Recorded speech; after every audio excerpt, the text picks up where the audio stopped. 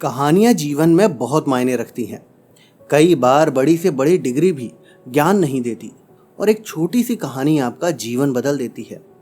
ऐसी कहानियाँ सुनने के लिए आप हमारे एंड्रॉयड ऐप पॉकेट कहानियाँ को प्ले स्टोर से डाउनलोड कर सकते हैं, जिसका लिंक डिस्क्रिप्शन में आपको वीडियो में मिल जाएगा।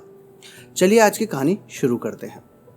मैं बालकनी में पड़ी कुर्सी पर चुपचाप बैठा सोच रहा था कि आखिर क्यों दीदी ने लिखा था कि जिंदगी में कभी किसी को अपनी कठपुतली मत बनाना और ना ही कभी खुद किसी की कठपुतली बनना। अब भी ये बात सोचकर जाने क्यों मन उदास हो रहा था, जबकि सुनीता दीदी को गुजरे अब 1 महीने से ज़्यादा हो चुका था। दीदी की याद आती है तो जैसे यादों की बारात मन के लंबे रास्ते पर निकल पड़ती है।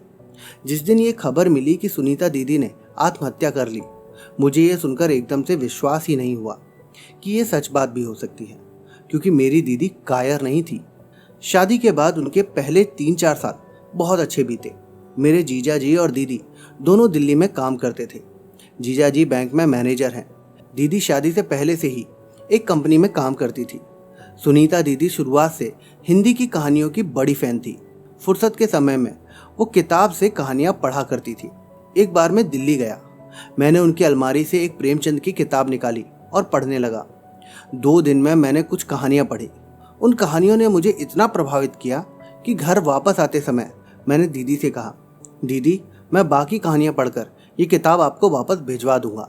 जिस पर दीदी ने मुझसे बोला, नहीं भैया नहीं, ये मेरी मनपसंद किताब है और मैं इसे किसी को भी नहीं देती हूँ, चाहे वो तुम्हारे जीजा जी ही क्यों ना हो, क्योंकि एक बार किसी को किताब दे दो तो वो वापस नहीं मिलती। ये कहकर उन्होंने वो किताब मेरे हाथ से ले ली और अलमारी में रख दी।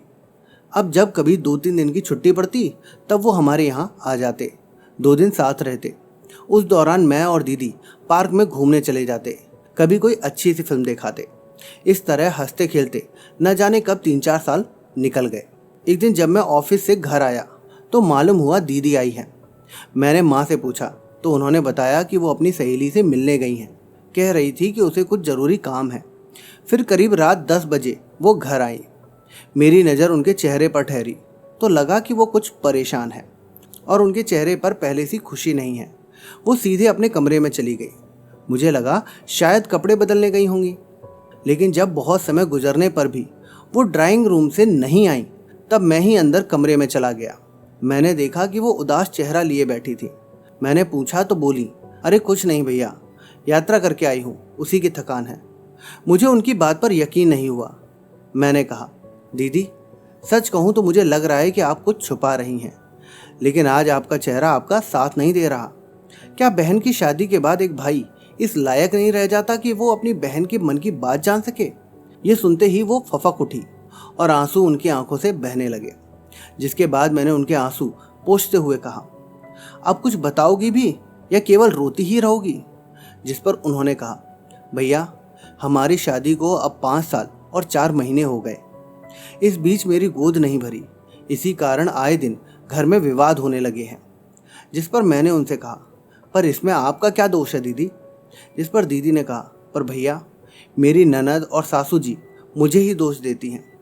जिस पर मैंने कहा, हो सकता है दीदी दोष जीजा जी में हो। इस पर दीदी ने कुछ सोचते हुए कहा, लेकिन इस बात को उनके घर का कोई मानने को तैयार ही नहीं है। वो तो यही रट लगाए बैठे हैं कि दोस्त मुझ में ही है। जिसके बाद मैंने कहा, ठीक है दीदी, मैं आपके साथ दिल्ली चलता हूँ और इस बारे में जीजा जी से बात करता हूँ। जिसके बाद मैं दीदी के साथ दिल्ली गया और आधी रात तक जीजा जी से इसी टॉपिक पर बात करता रहा।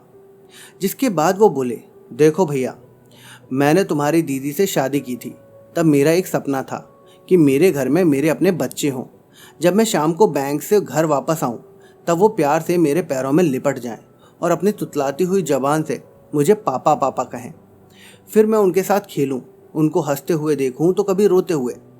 उनको अपने कंधे पर बैठाकर गार्डन में घुमाने ले जाऊं। मैं उनका अच्छे से पालन पोषण करूं, उन्हें इस लायक बनाऊं कि जब मैं बूढ़ा हो जाऊं तब वो मेरा सहारा बने, मेरा नाम और वंश आगे चलाएं। फिर पुजारी जी भी तो कहते हैं ना कि जब तक अपना पुत्र पानी नहीं दे तब तक मरने के बाद भी आत्मा को मुक्ति नहीं मिलती। तो मेरी ये तमन्ना रखना गलत तो नहीं है ना? तब मैंने उनसे कहा, जीजा जी क्या आप ये कहना चाहते हैं कि जिनको पुत्र नहीं होते उनको मुक्ति नहीं मिलती। पर एक सच आप भी जान लीजिए कि इन पुजारियों ने ये सारी बातें सिर्फ अपना पेट और जेबें भरने के लिए फैला रखी हैं।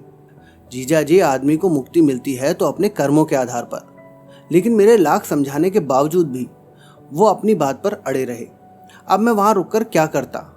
मैं दुखी होकर घर वापस लौट आया। फिर एक रात करीब 10 बजे दीदी का फोन आया। इतनी रात में उनका फोन देखकर डर गया। आखिर ऐसा क्या हुआ कि सुनीता दीदी को अपने भाई को इतनी रात में कॉल करना पड़ा? ये जानने के लिए आप हमारी वीडियो देखते रहें। मैं उम्मीद करता हूँ कि आपको हमारी आज की कहानी पसंद आई होगी, तो आप अपनी राय कमेंट बॉक्स में ज़रूर लिखें।